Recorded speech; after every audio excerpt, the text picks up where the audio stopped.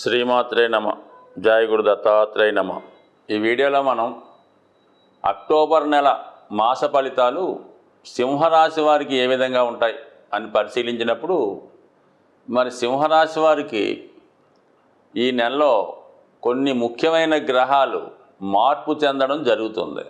అందులో ముఖ్యంగా కుజగ్రహం అక్టోబర్ 20 వరకు లాభస్థానంలో ఉంటూ అనేక రకాల విజయాల్ని సక్సెస్ని అందించినటువంటి కుజుడు అక్టోబర్ 20 నుంచి వ్యయస్థానంలోకి రావడం జరుగుతూ ఉంది. ఇక గురుగ్రహం దశమ స్థానంలో ఉన్నటువంటి గురుగ్రహం కొంతకాలంగా వృత్తిపరమైన ఇబ్బందులు పెడుతున్నటువంటి గురువు భాగ్యస్థానంలో వెళ్లకుండా వక్రగమనం పొందడం వల్ల అక్టోబర్ 9 నుంచి 9వ భావ ఫలితాలు కూడా జాతకుడికి ఇవ్వడం జరుగుతుంది. ఎప్పుడైతే 9వ భావం శుభ ఫలితాలు ఇవ్వడం ప్రారంభించిందో ఆటోమేటిక్గా మీకు జాతకుడు మిగతా అన్ని సమస్యలు పరిష్కరించుకొని జీవితంలో అదృష్టవంతుడయ్యే అవకాశం ఉంది. అన్ని గ్రహాలు బలంగా ఉన్నా, అనుకూల స్థితిలో ఉన్నా అదృష్టం కలిసి రానప్పుడు ఏ విధంగా ఇబ్బంది ఉంటుందో అందుకని భాగ్యస్థానం యాక్టివేట్ అయితే భాగ్యస్థానంలో శుభగ్రహం ఉన్నా పర్లేదు, పాపగ్రహం ఉన్నా పర్లేదు, ఆ అదృష్టాన్ని ఇవ్వడం జరుగుతుంటుంది. అటువంటి అదృష్టం తిరిగి మళ్ళా సింహరాశి వారికి పునఃప్రారంభమైంది. ఈ ప్రయత్నంలో వీళ్ళు గతంలో ఆగిపోయినటువంటి పనులు, ముఖ్యంగా ఉద్యోగం పోయి ఉన్నా, సస్పెండ్ అయి ఉన్నా మళ్ళా తిరిగి మీరు ప్రయత్నం చేసుకోవచ్చు. అలాగే సంతాన సంబంధించిన విషయాల్లో ఉన్నటువంటి సమస్యలు కానీ, సంతానం కొరకు కానీ మీరు ప్రయత్నం చేసి గతంలో ఆగిపోయి ఉన్నా మళ్ళా ప్రయత్నం చేసుకోవచ్చు.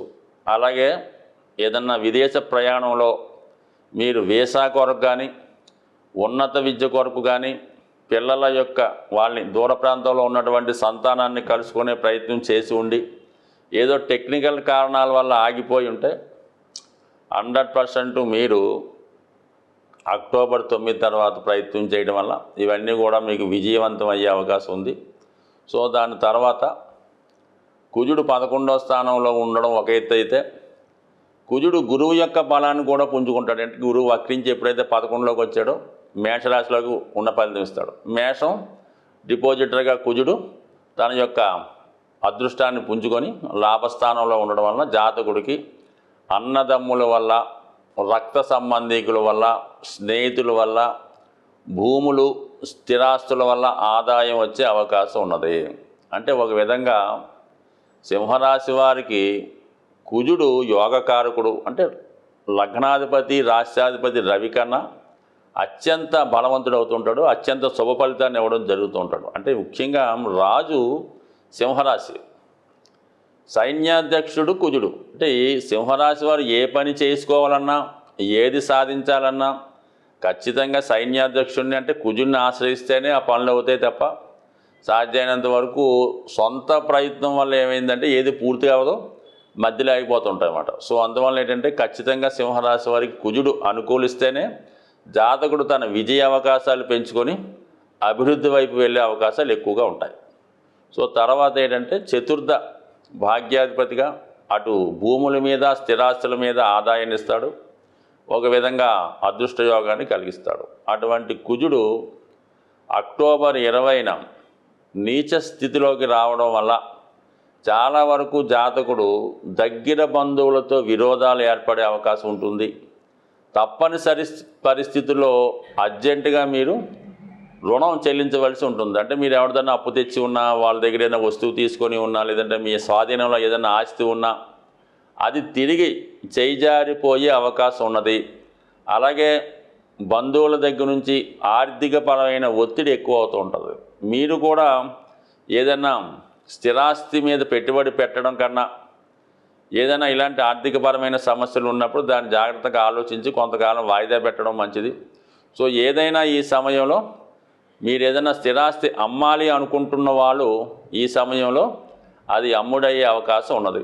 అలాగే సంతానం యొక్క పిల్లల్ని ఏమన్నా మీరు విదేశం పంపాలన్నా, ఉన్నత విద్య చెప్పించాలన్నా ఈ సమయంలో వారి కొరకు ఎక్కువగా ధనాన్ని ఖర్చు పెట్టి వారిని విదేశం పంపడం కానీ దూర ప్రాంతం పంపడం కానీ జరిగే సూచనలు ఉన్నాయి. కొన్ని సందర్భాల్లో వివాహం కూడా మీరు ఈ అక్టోబర్ 20 తర్వాత ఏదైనా శుభకార్యం చేయడం కానీ గృహ నిర్మాణం చేయడం కానీ అంటే రుణాన్ని వదులుతుంటారు, అంటే రుణాన్ని నుంచి బయటపడతారు. సో అది పెళ్లి చేయడం కూడా ఒక రుణం.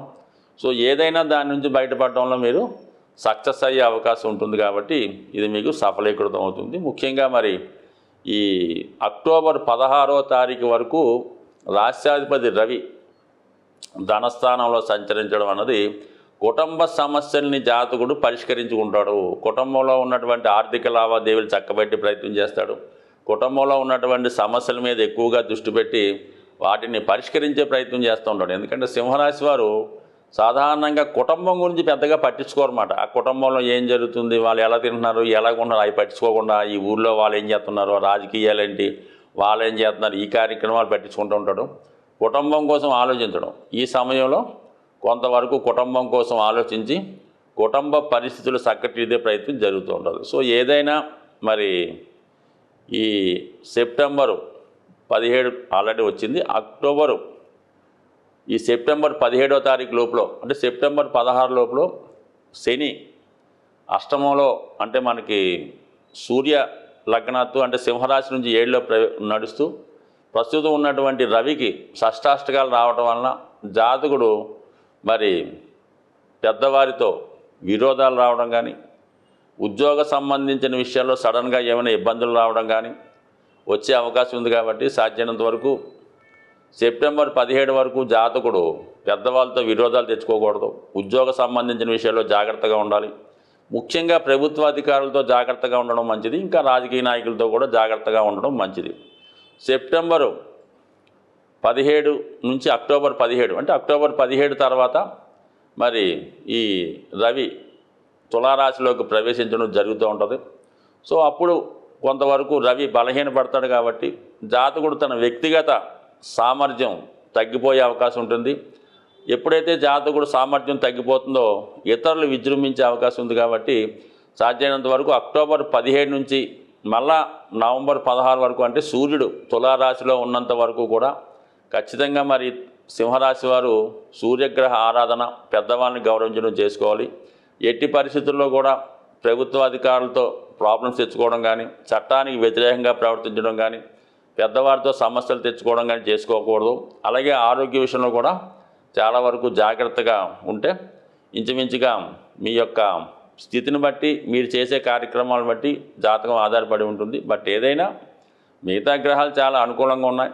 సింహరాశి వారికి రవి యొక్క స్థితి ఇంపార్టెంట్ కాబట్టి ఈ విధంగా ప్రస్తుతం అక్టోబర్ 17 వరకు శనితో షష్టాష్టకాలు, దాని తర్వాత రవి నీచపడడం, ఈ రెండు కూడా రాష్ట్రాధిపతి బలహీనపడుతున్నాడు. ఎప్పుడైతే రాష్ట్రాధిపతి బలంగా ఉంటేనే జాతకం బాగా రాణిస్తూ ఉంటుంది. ఎప్పుడైతే రాష్ట్రాధిపతి బలహీనపడ్డాడో ఆటోమేటిక్గా జాతకుడు ఎంత మంచి ఫలితాలు ఇచ్చినా వాటిని వినియోగించుకోలేకపోతుంటాడు. సో ఏదైనా ఈ నెలంతా కూడా జాతకుడు సూర్య ఆరాధన చేసుకోవడం ఉత్తమం. ముఖ్యంగా ఈ నెలలో జాతకులు కుజగ్రహ, రాహుగ్రహ, శనిగ్రహాలకి ఖచ్చితంగా పరిహారం చేసుకోవాల్సిందే. అలాగే రవిగ్రహానికి కూడా పరిహారం చేసుకోవాలి. ఎందుకంటే కుజ శనులకి షష్టాష్టక స్థితి ఏర్పడింది, అలాగే రవి శనులకు కూడా ఈ స్థితి ఏర్పడింది. మరి ఇవన్నీ స్థితి వల్ల జాతకుడు కొంతవరకు అనూహ్య సంఘటనలు ఏర్పడడం, ప్రభుత్వం ద్వారా వ్యతిరేకత, ఇలాంటి కొన్ని చికాకులు కలిగే సూచనలు ఉన్నాయి. కాబట్టి మరి వీటి నుంచి బయటపడాలంటే సాధారణంగా ఈ అక్టోబర్ నెలలో మనం అనుకుంటున్నాం. కాబట్టి ఏదైనా ప్రతి ఒక్కరికి కూడా ముఖ్యంగా దేవతల యొక్క అనుగ్రహం ఎంత ముఖ్యమో పితృదేవతల యొక్క అనుగ్రహం కూడా అంతే ఇంపార్టెంట్గా ఉంటుంది. మరి అటువంటి పితృదేవతల యొక్క అనుగ్రహాన్ని పొందేవాలనుకున్న వాళ్ళకి మరి ఈ అక్టోబర్ 2వ తారీఖున వస్తున్నటువంటి మహాలయ అమావాస్య అన్నది ఒక సంవత్సరంకి ఒకసారి వచ్చే ఈ రోజునాడు మాత్రం ఖచ్చితంగా అందరూ కూడా అంటే సాధ్యమైనంత వరకు ఈ గ్రహాల పీడలతో ఉన్నవాళ్ళు, కొంతవరకు ఈ పితృదోషాలు, పితృశాపాలు, సర్పదోషాలు ఉన్నట్టు వారికి ఈ మహాలయ అమావాస్య రోజు విధి విధానంగా మీ యొక్క ఆచార వ్యవహారాన్ని అనుసరించి ఏదైనా దేవాలయంలో అక్కడ ఉన్నటువంటి పండితులకి తగు విధమైనటువంటి మరి ఈ బియ్యం మొదలగువి ఇచ్చి వారి యొక్క ఆశీర్వాదం తీసుకోవడం జరుగుతూ ఉంటుంది. అలాగే కొంతవరకు వారికి ఉపయోగపడేటటువంటి అవసరాలకు తగినటువంటి బియ్యం, పప్పులు మొదలగునవి ఇవ్వడం వల్ల మీకు పితృరూపంలో వాళ్ళు సంతోషిస్తారు. అలాగే ముఖ్యంగా మీరు ఎవరినైతే ఉద్దేశించి చేద్దాం అనుకుంటున్నారో, ఒకవేళ మీ తండ్రి గారు లేదంటే మీ తాతగారు ఎవరు ఉంటారో వారు ఏ వయసులో మరి మీ నుంచి దూరం అయ్యారో ఆ వయసులో ఉన్నవారిని, అంటే ఏ క్యాస్ట్ అయినా పర్లేదు, ఆ వయసులో ఉన్నవారిని ఆ రోజు వీలైతే మీకు కుదిరితే బట్టలు పెట్టచ్చు, కడుపు నిండా భోజనం పెట్టచ్చు. ఈ విధంగా చేయడం వల్ల మరి పితృదేవతల అనుగ్రహం పొందుతారు. అలాగే మరి మీకు ఏదన్నా గోవుకి ఈ విధంగా ఆహారం పెట్టినా కూడా ఆ దోషం నుంచి అంటే వాళ్ళ స్థాయిని బట్టి చేసుకోవాలి తప్ప మరి పెద్దగా చేయగలిగే వాళ్ళు గొప్పగానే చేసుకోవాలి. ఏమాత్రం అవకాశం లేని వారు ఆ రోజు కూడా గడవని వారు ఆ విధంగానే చేసుకోవాలి. చేయటం ఇంపార్టెంట్ తప్ప పెద్దగా చిన్నదన్నది కాదు. కాబట్టి ఇది ఒకటి కంపల్సరీగా చేయండి. అలాగే కంపల్సరీగా ఈ అక్టోబర్ చివరిలో వస్తున్నటువంటి ఇంచుమించుగా 30-31 తారీఖుల్లో వచ్చినటువంటి మరి మాస శివరాత్రి రోజు కూడా ఈ విధి విధానంగా శివుడికి అభిషేకం చేసుకోవడం వల్ల సమస్త దోషాలు తొలగాలంటే సింపుల్గా శివారాధనని మించింది లేదు. ముఖ్యంగా ఇప్పుడు శని వక్రించున్నాడు కాబట్టి శివునికి మీరు ఆరాధించడం వల్ల గతంలో వచ్చిన ఫలితం కన్నా 100 రెట్లు ఫలితం వచ్చే అవకాశం ఉంది. కాబట్టి మరి అటువంటి శివుణ్ణి మీకు ఏ రోజు ఇష్టమైతే ఆ రోజు పూజించడం వల్ల కూడా ఈ రాహువు, శని, కుజ, రవిగ్రహాల దోషాల నుంచి బయటపడే అవకాశం ఉంది. ప్రతిరోజు సూర్య నమస్కారం చేసుకొని నవగ్రహ స్తోత్ర పారాయణ చేయడం వల్ల కూడా గ్రహాల అనుకూలత ఏర్పడే అవకాశం ఉంది. స్వస్తి.